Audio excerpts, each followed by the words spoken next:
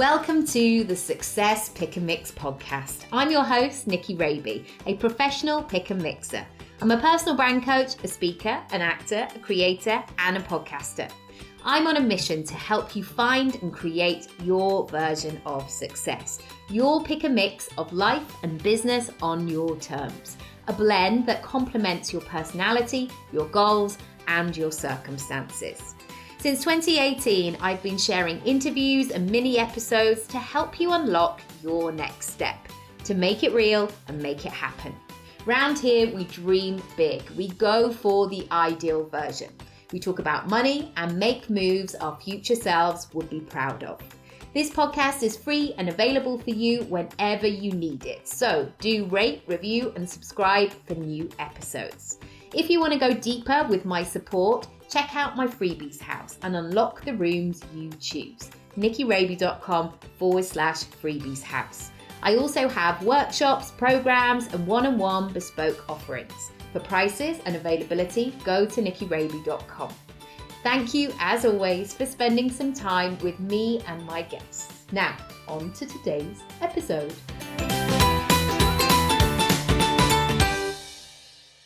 In today's episode, I'm talking to Emma Harrop, who is a mum of 3 boys and also the owner and director of Velvet, which is a large, beautiful, independent retail store, and it occupies 2,500 square feet over 2 floors. And it's full of fashion, homeware, lifestyle products, so much great stuff. She's also a property investor and a runner. Now, I really wanted to talk to Emma about this lovely position that she holds in the way that she has a physical space, but also she has a really strong branding online and a real connection with her customer, something that I feel is missing quite often. So this episode is really great. We talk about building a team, going through life stuff, but also providing purpose of where you go next and how you navigate that next chapter. Also really realizing when it's time to expand, when it's time to go large or go home, but really trusting your own instincts. And I also talked to Emma about being a leader and what that means and how you can lead by example, but also build rapport with your team as you move forward. It's a great one. I hope you enjoy. Hi, Emma. Welcome to the podcast. I'm so excited to talk to you. Oh, hi, Nikki. It's great to be here. Oh, tell me about, I've just been hanging out on your Instagram whilst I've been feeding my child, but what do you do? Tell everybody if they haven't discovered you yet. Oh, well, I'm Emma and I own Velvet, which is a rather large lifestyle store in Hove, which next door to Brighton. It's 2,500 square foot, so it's pretty big. We've got 2 floors and we sell clothing and homeware, interiors, gifts, shoes, accessories. It's the idea about the store is that it's really beautiful to look at, but also very shoppable and very affordable.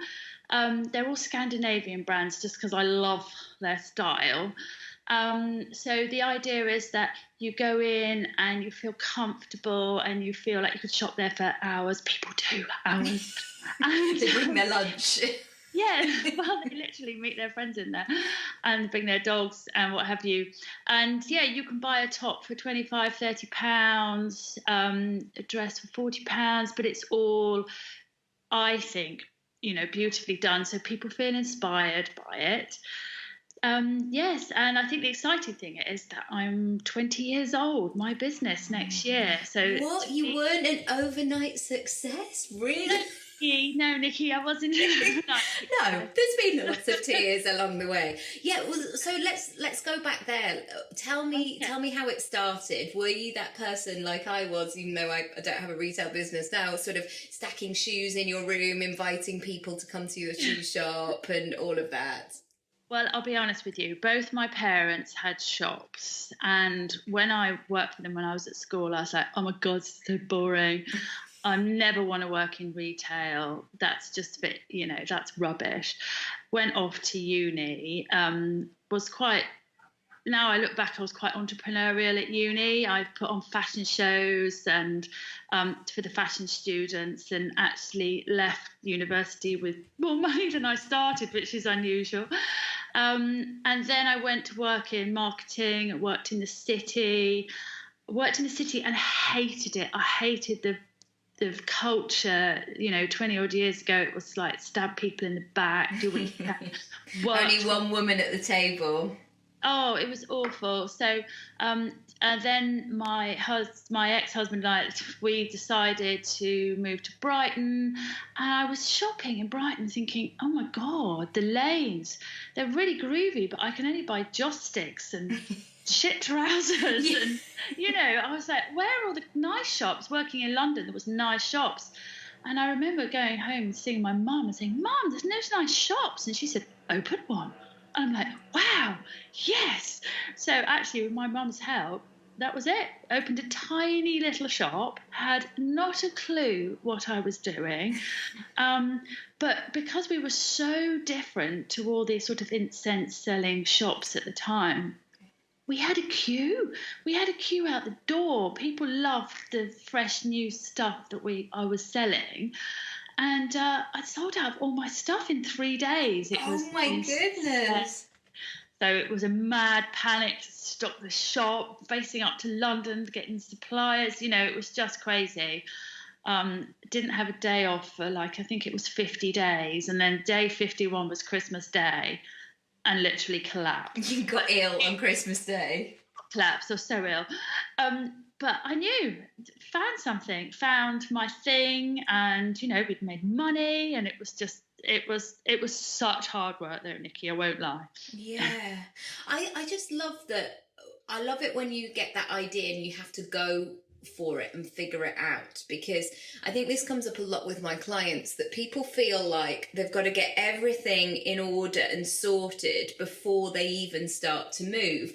And it's almost like saying that you're going to go for a run and all you end up doing is folding up and rearranging your gym kit, and it's like, no, you just got to put your trainers on, mate, and start moving and shaking, because that's how you learn. So 20 years on, did you sort of think that you would be where you are now? Yes and no, because I loved it. I knew from day one I'd found my thing, and because I'm passionate about looking after customers but also having lovely product. But 20 years is a long time. Been through a recession. I grew the business to 4 shops and 30 staff when the recession hit. Pretty much lost most of it. That was a terribly tough time, making people redundant. Mm-hmm. But, having been through all that, learnt and kept the big shop in Hove and completely transformed the business again. So you have to reinvent yourself. You have to change every season, especially in fashion. I think it's learning on your feet is the only way. And I couldn't imagine doing anything else now, to be honest. So yes, I think you have to, especially in a business, you have to love it, but you have to reinvent yourself.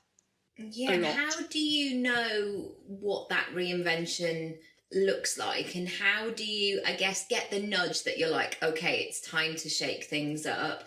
Or where do you sort of get your inspiration from? Because I know that when we've talked before that it's a really crowded marketplace, especially with, Instagram is amazing, and, it's great that there's so many options out there now. Going down to Scunthorpe High Street where I grew up, there was Topshop and New Look, and I think Littlewoods as well. There was no internet, there was no online shopping either. So if you wanted to go anywhere, you had to go on a bus for about 4 hours. So the choices were so limited. But I guess now in the saturated market, how do you keep shaking things up? Well, we work very, very hard at that. First of all, we put the customer absolutely first. I've got a team of 12, and they all do different jobs from marketing and social media and helping with buying, merchandising. But the key job of everybody's is customers. You don't really get looked after in a high street store very well. We know our regulars. We know their names. We know their dogs' names. Their dogs know where the dog treats are kept. We know the babies. We have people come in 2 or 3 times a week because one way of keeping fresh is that we have new stock arrive every day. Our regulars love that, but we have obviously visitors from everywhere, so we really, really look after them. If you want to just mill about on your own for an hour, that's wonderful. If you need somebody with you for an hour, we also do that. We do personal shopping. So I think the key is that we genuinely love our customers, and I only employ people who are warm, who can really look you in the eye, be interested in you, care about what you're going to buy, maybe suggest things that will really suit you, look after you. I think that's what you don't get on the high street. And also attention to detail. We spend hours and days planning our windows, making them look beautiful, making the shop look very aspirational, inspirational. But the point is, you can buy it. It's a good normal price point. It's the same sort of price point as Marks and Spencer's, or even a bit lower sometimes. So it makes people feel. We want people to feel comfortable. There's sofas for the husbands. It's what I call it is retail theatre. Yes. So people think, wow, look at that display. Oh, I could do that. Oh, and they get excited. I've always, from day one, want people to walk into the store and go, oh, that's the noise that I like people to make. Yes. And that life is, we were saying this before we started recording, life can sometimes be a bit tough, or you're pulled in different directions, or like this morning I was going to the family, go on then, off you go to the park, quick, let's go. And we're doing all these things, and I think especially as you get older and as your body changes, or you have babies, or you do different things, that the shopping, I mean, I used to mill around in shops for hours and hours and hours as a teenager and in my 20s, and I worked in London, so I would just head to Oxford Street for 3 or 4 hours in the evening, like with nothing better to do. But these days it has to be a bit more like get out, but also I don't necessarily know myself anymore. I am at that point where I'm like, right, I need some, because I'm doing a lot of speaking, a lot of camera stuff. I need some good stuff. So I think you're just onto something so much of somebody being able to sort of take care of you and sort of see in yourself maybe what you haven't seen just yet. I think that's the thing. And we have a lot of women, like yourself, they come in, oh, I need to look nice, but I'm feeding, or oh, I'm going to all sorts of things, a wedding, a funeral, or I'm going for a new job, or I've got a hot date. And we look at them as a whole person, what they're going to feel comfortable in. I think it's listening. The 2 girls that do the personal shopping are amazing. They really listen to what the customer wants, and I think that's really important. And we never force anything on anyone, because it has to be obviously your decision as well. But we can advise, and I think that's really important. Yeah, definitely. And sometimes that thing of like just wang it, it sounds very gokwan, but like adding a belt to something, or like think about these shoes, or you don't have to wear weird corporate heels with this. You could wear like cool trainers or boots, or whatever. It'd be great. Lots of trainers for that very reason. Yes, exactly. How is it managing so many different people and being that leader, so that sort of a person who is driving, who is strategizing, who is sort of the face of the business, as in you're driving the ship or riding the ship, I don't know what the phrase is, but also having that we're a team and we're all in this together, and you being relatable, and you showing up and showing all those lovely qualities that you want in your staff of being kind and warm and all of that. How do you manage those 2 things? Well, I think becoming a leader or a team manager is something that I've learned an awful lot about over 20 years. And I think the key thing is to listen to what your team are telling you and take their point of view very, very importantly. I am super organised. I would say that's been a great skill to have, because in, leading a team, it's good to be really organised. It's really important to be able to pick on people's strengths. Oh, just tell me about what organised looks like to you, because I think sometimes people go, I bought the stationery, so that means I'm organised, but actually that's the first step. So what kind of things would you share on practically that people should do? Oh, I'm a list maker, but I'm also a list maker that is achievable list maker. So I have like a plan for the week, and I'll put some things in different days. I feel, I've got 3 children as well, and I have to be really organised in order to get them doing whatever they have to do. I think it's planning, Nikki. I think it's writing down, but it has to be achievable. There's no point writing a list that is never going to finish. Delegation. So I write a list, and then I think, well, this person can help me with this, and this, the manager can do this, the social media person can do this. They all really, really work together as a team. I think what you were saying about team building is the thing I've taken to heart the most. I do, I pay well for retail. They all have fruit and coffees, and we have nights out. They have amazing discounts on their clothes, flexible holidays. And we had our own awards ceremony a few weeks ago, and they all won an Oscar. We called it a Velvet, actually. No business. And they all won an award for the contribution that they bring to the business. It's so important to value people. It really is. Yeah, well, I mean, to be honest, I adore my team. I feel like they're my daughters sometimes. That we're very close, and sometimes I have to realise that I'm also their boss and not their mum. But yeah, it's we've had a wedding last week, which was wonderful in the team. There's a baby on the way, and I think it does sound corny, but we're a bit family-like. But obviously, we're a business as well, and they all know that. And being a team, that means they work for each other, and they work for me because they don't want to let anyone down. It's a hard culture sometimes to really grow, but I think we've done really well, and the customers know that. They know that we're all very close.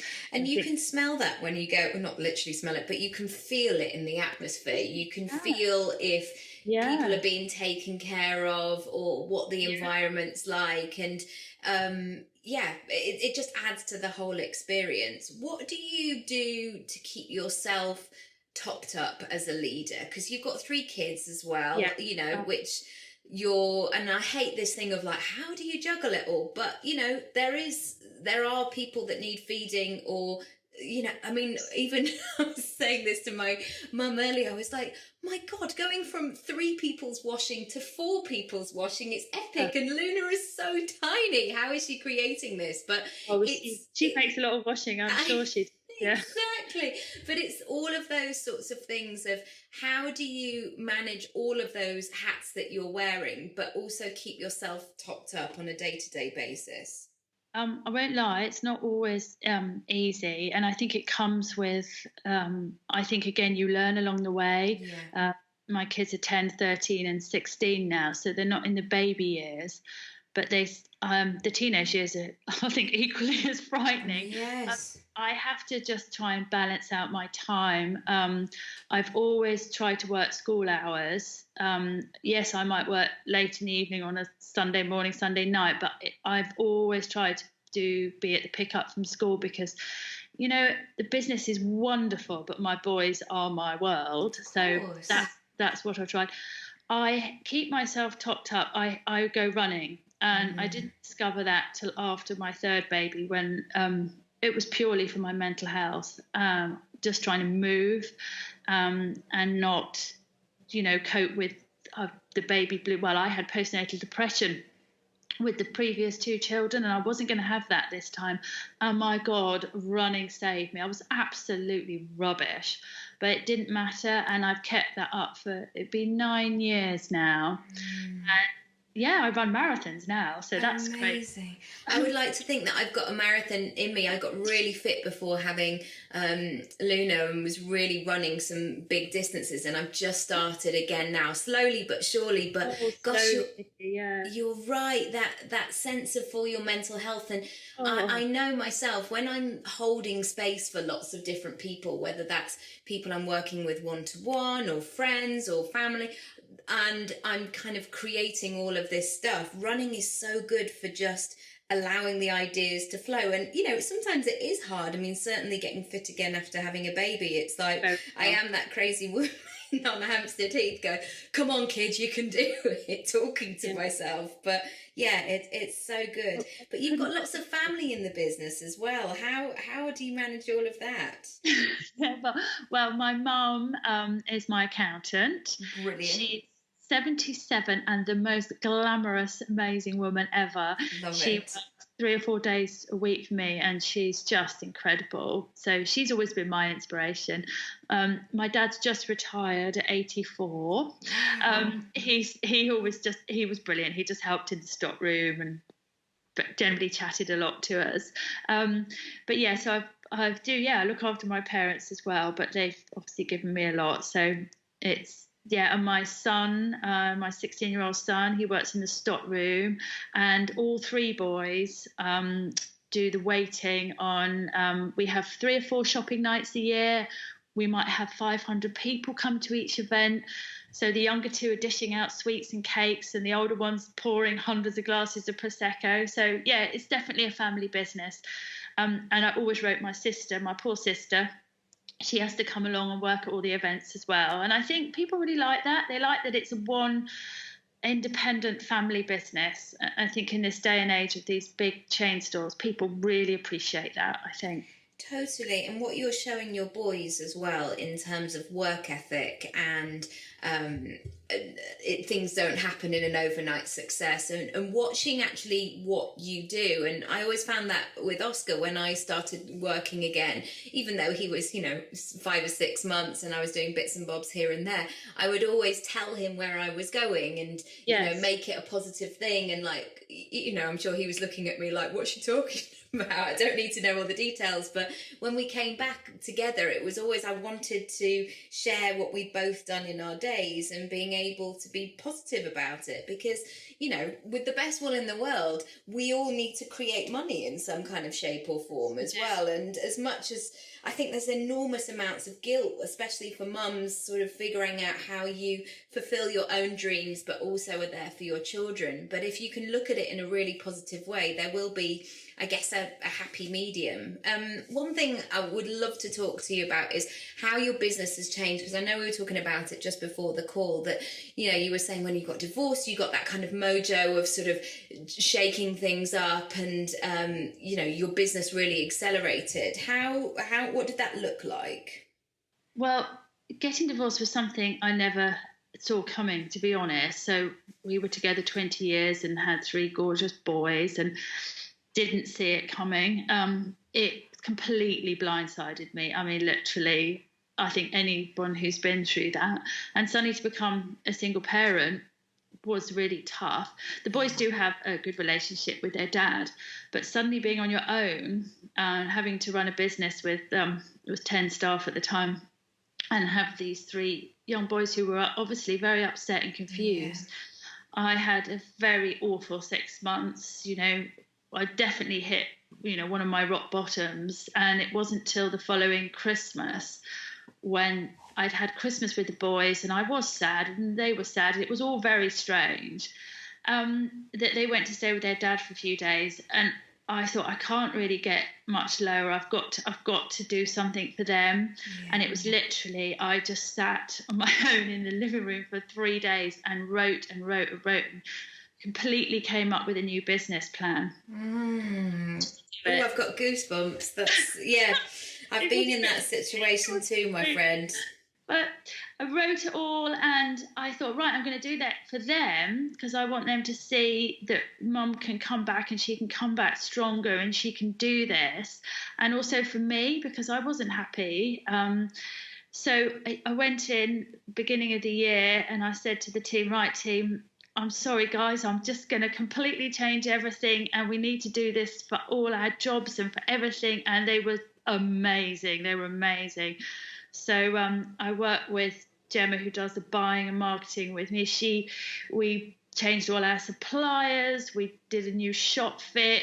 All the staff were retrained. We went on loads of social media courses. We literally changed everything there was. It was a huge risk. And it was a lot of work. And like you, I told my boys step by step what I was doing, why I was doing it. And yes, 2 years on, we've trebled turnover. Whoa. I know. Especially in this market as well. I know. I am, it's quite emotional talking about it. I am really proud. And I think the thing that got me is I had a card, I think it was a birthday card of my eldest son, Oscar, and he said, "Mum, you're back. I'm so proud of you." And that was it. I felt like, I won't lie, it's been super hard, but actually I did a speech to a group of women the other day about adversity, and I said, I have to say the divorce has almost made me. Yeah. But I'd want to go through it. I'm happy now and the boys are really getting there. But my God, it just made me think, right, you can do this by yourself. You can, if you believe in yourself, you can do it. And I think it really gave me the kick up the backside to do it. And now I'm rather chuffed, I'd say, Nicky. Definitely. Totally. And I think there is stuff that, there is a big life stuff that goes on sometimes, but going back to that belief of breaking it down and just saying, like Oprah always says, oh my goodness, I can't believe we've got so far into the podcast and it's the first time I've mentioned Oprah, but what do I know for sure? And I think that's where you have to go immediately because when life throws madness at you, the temptation is to completely slide down a wall like Pat Butcher and just weep in the street. And did a bit of Pat Butcher, I won't lie. Totally, yeah. And that can be good, but we can't stay in that place for yonks because it just, we've got families to feed and do all of that sort of stuff. But I think going back to like, okay, what are the key pieces, and writing stuff down is so key, because I always think that when we all live in our heads, it can be really hard to get that clarity, because then you're going, oh my goodness, have I paid that money for the lunch thing, or have I filled out that form, or have I paid my council tax, or whatever it might be. There's, that's when it gets really hectic. But how do you see the business progressing now, and because you don't sell online, but what does your social media presence do for you? Oh, it's huge. It's absolutely huge. So 2 years ago, we really dug into the world of Instagram. We were doing it, but half-heartedly. Gemma and I went on training and we had help, and Instagram has really, really been a huge help with the business. We post every day. It is planned ahead. We have themes. We do stories every day or every other day about products. We don't have like an enormous following. We have over 6,000, but those 6,000 people live in our area. So that's key. They're proper. They engage with us. They come running in with their phones. Oh, this skirt. I want this skirt. Where's this skirt? We have DMs all day. Oh, I've seen this on. Can you save me this? Can you save me that? So one of my team spends 3 or 4 hours a day getting all the things for Instagram. We tell our story on there. We tell them that we're a family business, and we talk about who's doing what in the team. And then every Saturday morning, the Saturday team, they try on loads of outfits, and that's always our most popular. We have thousands of views on that one, what people wear, what they want to choose that day. It's also quite natural. I think, we're not a big corporate, we're a family business, and Instagram, I can't say enough how important it has been to us as a business. People always ask us to sell online. We've tried it a few times, but we feel we're shopkeepers. We can't offer what we do in the store. We can't look after your dog or your baby or help you with your clothing on a website. Our thing that makes us do so well is the fact that we turn our stock really quickly. So there's always new exciting things every day. And by the time they come in, they might be gone next week. So it's not something that you can physically put on and then take off on your website. So we've decided not to do that, focus on Instagram and being the best shopkeepers. Yes. And the other thing about having new products all the time is that if you buy a dress from us, you're very, very unlikely to see it on someone else. And I think that is a really nice thing, because sometimes if you buy a dress from Zara or wherever, you might see it on other people. I've been on hen dos and there's been 4 people like dressed exactly the same, and and it gets to the point where it's like, how drunk am I, or am I actually wearing the same outfit? But you're so right, and I feel that's a real key learning, because sometimes we can see what other people are doing online because we're exposed to everybody's living rooms, bedrooms, businesses, offices, whatever they might be doing. And we see somebody having success and we'll go, okay, cool, we'll do the same. Yeah. But unless that actually works for our business, our goals, our personality, our circumstances, it's not going to work. And I always get a bit cautious when people say, I'll give you my exact blueprint or my template or my script, because you're right, it has to feel good for you, and you have to know what your business is or your brand is, so you can keep delivering in that way and stick to your values and what you're known for. I think you have to enjoy it, and I didn't really enjoy when I wasn't enjoying doing that whole online business. That's not my thing. I like people. Yes. Although it might have earned us a bit more money, it just wasn't us. It wasn't the business. It wasn't the brand. I think we like to think of ourselves as a destination place, like a bit like a hotel where you go and have a really nice time, but you can buy clothes there. So I like that about that. And I think you have to, again, I've learned over the years about my strengths as well. Yes. So I think in any business that you want to do, or you have to just build on your strength. And like I said before, if you don't love it, it's hard work then. Totally. And that sort of sense of, things that just like they appear from straight out of thin air. It's just not the case. There's so much behind the scenes that people don't see. And yeah, it's it takes work. And I hate that word, the hustle, but you reap the rewards by consistently showing up and doing all of the things. What would you advise to somebody who would like to do what you're doing, and not necessarily the 20 years ago version of you, but somebody who goes, I'm in a cool place in Manchester or Leeds and I've seen what you do and I would love to do something similar, obviously paying you commission or franchising or something like that. But what would you say in terms of what they need or what they need to consider?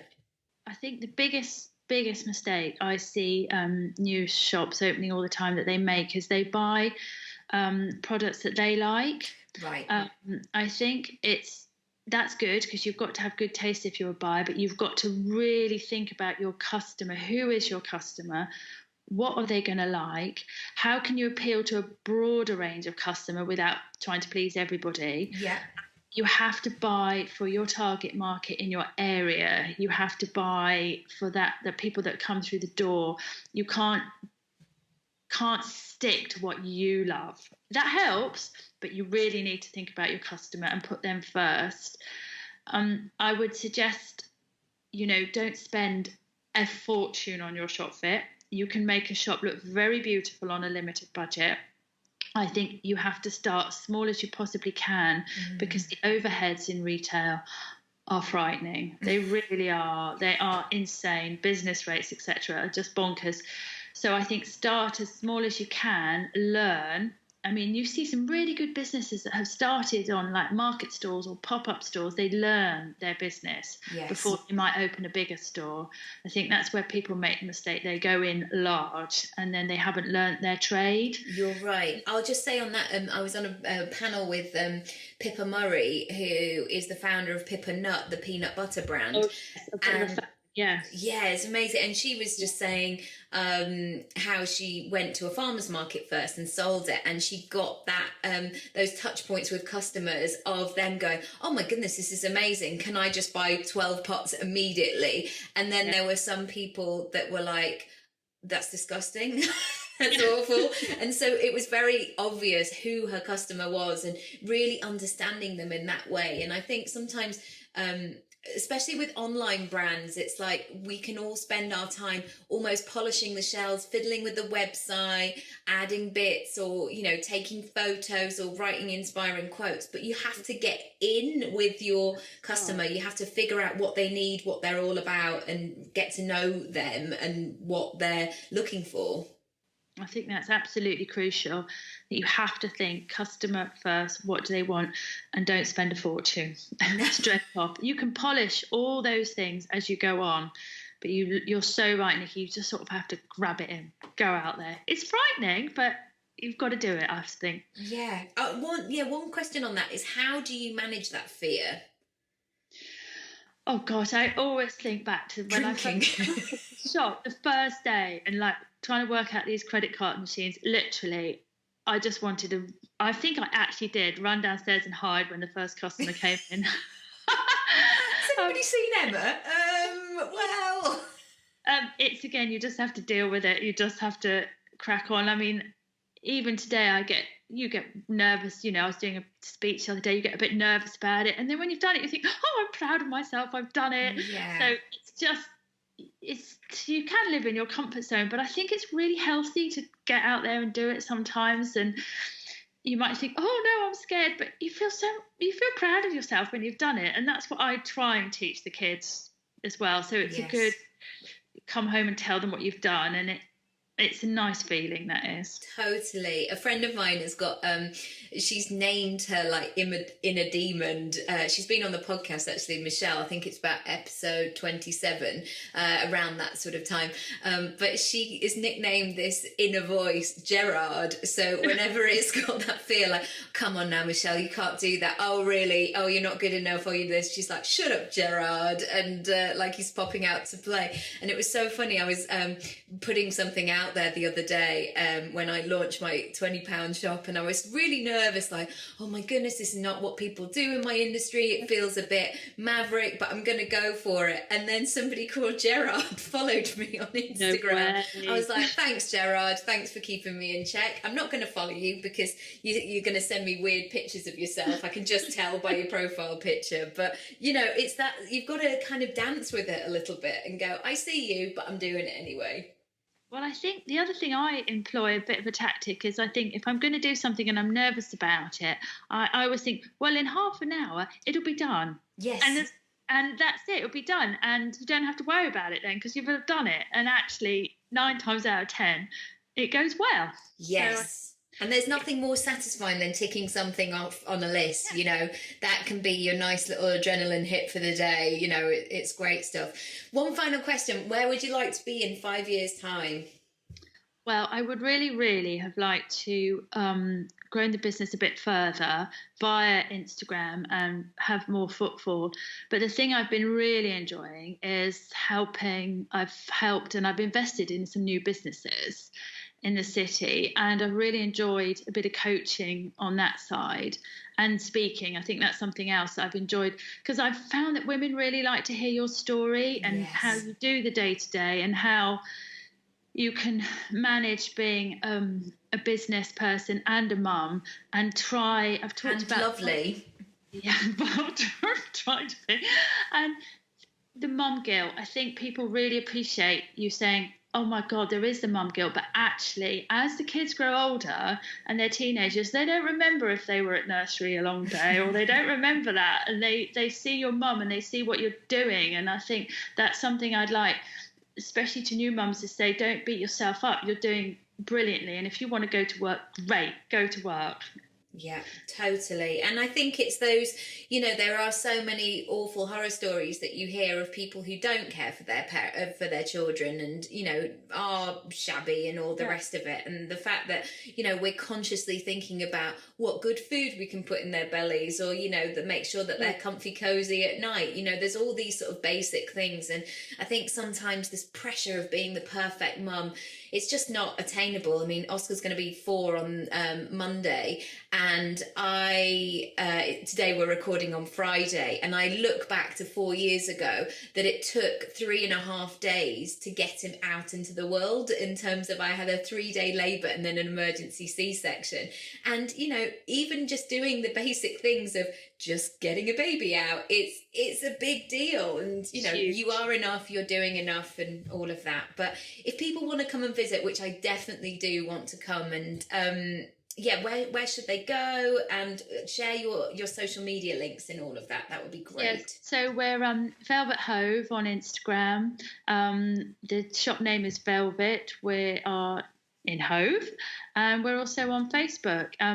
Our main channel is Instagram, so it'd be lovely to come and say hello. And if people are visiting the area, just please come and see us. It's a nice experience. Well, I think it is, and my customers tell me that too. So I think it's definitely an environment where you can relax and go shopping. So. Amazing. And I will be that person where you're going, Nikki, we're closing now. Nikki, you need to leave. I'll be like, no, but I want to stay. I like it so much. Have that. We had a Christmas event this year. We always do, but this year we had 1,000 people through the door. Wow. And I know we were on our knees at the end of it.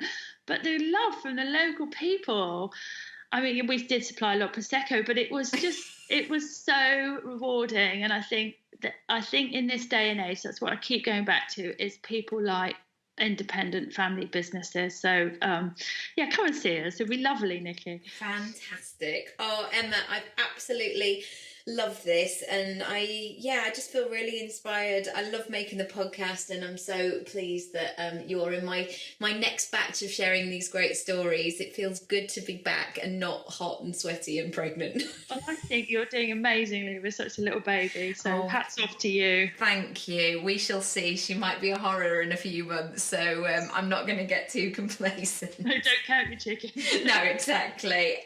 Thank you so much. You've been a dream, and I know everybody's going to love this episode, and go over and visit the Instagram. It's fantastic. So thank you, Emma. See you soon.